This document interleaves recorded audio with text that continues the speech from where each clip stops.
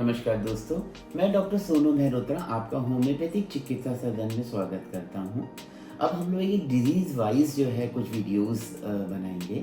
जैसे कि एक डिजीज़ ऑटिज़म, ऑटिज़म मतलब एएसडी, ऑटिज़म स्पेक्ट्रम डिसऑर्डर। ये ऑटिज़म बीमारी आजकल बहुत पाई जा रही है, मैं देख रहा हूँ। मेरे पास कई सारे केसेस हैं ऑटिज़म के। ऑटिज़म में बच्चे को जनरली कुछ मुख्यतः जो लक्षण पाए जाते हैं और जो आप देख के समझ भी सकते हैं। जैसे बच्चा एक तो आई कांटेक्ट नहीं करेगा। अगर आप आई देख रहे हैं, उसकी तरफ कांटेक्ट करने की कोशिश करेंगे तो इधर-उधर या आपकी आई को देखने में असहज महसूस करेगा। दूसरा, वो उसके रिपिटेटिव मूवमेंट्स बहुत ज़्यादा रहते हैं। जैसे अगर वो अपने उँगलियों को अगर क्रॉस फिंगर्स कर रहा है तो इसको करता रहेगा। अगर सपोज़ वो घूम रहा है तो वो घूमता रहेगा। ऐसे रिपिटेटिव मूवमेंट्स उसके बहुत होते हैं। बच्चा या तो 1 या 2 शब्द बोलेगा या फिर वो बिल्कुल नहीं बोलेगा, क्योंकि उसको बोलने में तकलीफ रहती है, असहज महसूस करता है। ऐसा बच्चा जो ऑटिज़म से पीड़ित है, उसका व्यवहार बदल जाता है और साथ में वो ना दूसरे लोगों के साथ मिक्सअप होने में बहुत परेशान होती है उसको। अगर आप उस बच्चे को अगर किसी स्कूल में भी ले जाएँगे तो वो दूसरे बच्चों के साथ मिंगल नहीं करेगा या मिलेगा नहीं। एक कॉर्नर में जाके बैठ के अपनी शेल में या अपने आप में ही रहेगा। ऐसा बच्चा जो है, मैंने देखा है अक्सर अपनी माँ को देख के ज़रूर मुस्कुराता है या कुछ ना कुछ एक्सप्रेशंस देता है, क्योंकि माँ के संग उसका बायोलॉजिकल अटैचमेंट और माँ ही उसको ज़्यादा देखती है, तो उसमें पाया जाता है। ऐसा बच्चा जो है जनरली मैंने देखा है कि दूसरे बच्चों के संग खेलने जाना पसंद करना या ये सब चीज़ें नहीं होती हैं। होम्योपैथिक पॉइंट ऑफ व्यू से मैंने अक्सर देखा है कि सिम्टम्स अलग-अलग होते हैं।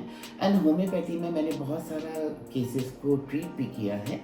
एंड एक मेरा केस जो था वो इंटरनेशनल बुक जो होम्योपैथी की स्पेक्ट्रम बुक है उसमें छपा भी था। वो बच्ची ठीक हुई थी। ये मैं पहले भी वीडियोज़ में बता चुका हूँ कि बच्चा कितना क्योर होगा या नहीं होगा या किस हद तक ठीक होगा, ये सब चीज़ें जो हैं बच्चे के कॉन्स्टिट्यूशन एंड जो चिकित्सक है, जो डॉक्टर है, वो कितना अनुभवी है और किस मेडिसिन्स को दे रहा है उसके ऊपर डिपेंड करता है। एक कभी-कभी तो मैंने देखा पेरेंट्स भी देर कर देते हैं जितना, क्योंकि पेरेंट्स इन सब हाव-भाव को देख के या ये सब को देख के वो समझ सकते हैं कि बच्चा हमारा कुछ एबनॉर्मल है, तो तुरंत आप उसकी काउंसलिंग कराइए या डॉक्टर के पास लेके जाइए जो सही आपको बताएगा। होम्योपैथिक पॉइंट ऑफ व्यू से एक बच्चा जो मेरे पास में आया था, वो 16 साल की लड़की थी जो कि उसके माँ-बाप ने ध्यान नहीं दिया था या उनको लगा ये ऐसे ही है। 16 साल तक उस चीज़ को टल गई थी वो वाली बात। तो मुझे लगता है जितना जल्दी हम ये चीज़ को, साइंस को जान जाएँगे, उतना जल्दी ही आपके होम्योपैथिक चिकित्सक को बहुत ज़्यादा आसानी होगी मेडिसिन को सेलेक्ट करने के लिए। तो मेडिसिन से काफ़ी बच्चा ठीक, मेरे बहुत सारे बच्चे क्योर भी हुए हैं और काफ़ी अभी ट्रीटमेंट में भी चल रहे हैं और काफ़ी ठीक हैं।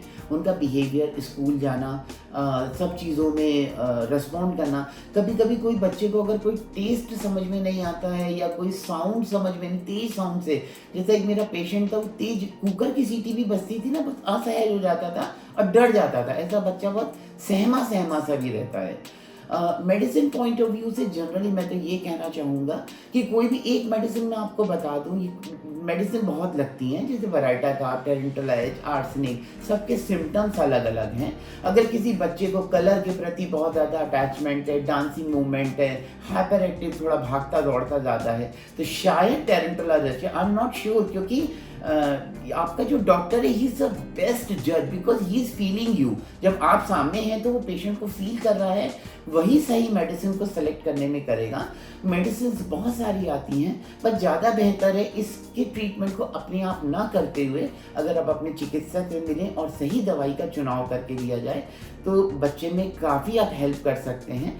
यहाँ तक कि ये होता है चिकित्सा, होम्योपैथी चिकित्सा में लेडी की प्रेगनेंसी की हिस्ट्री भी ली जाती है, वहाँ से स्टार्ट होता है ट्रीटमेंट कि लेडी किन-किन ट्रॉमा से गुजरी है, क्योंकि उसका इफ़ेक्ट भी बच्चे के ऊपर में पड़ता है, इतना डीप जाता है। तो नेक्स्ट टाइम नई जानकारी, नई डिज़ीज़ के साथ में मिलते हैं, तब तक के लिए नमस्कार दोस्तों।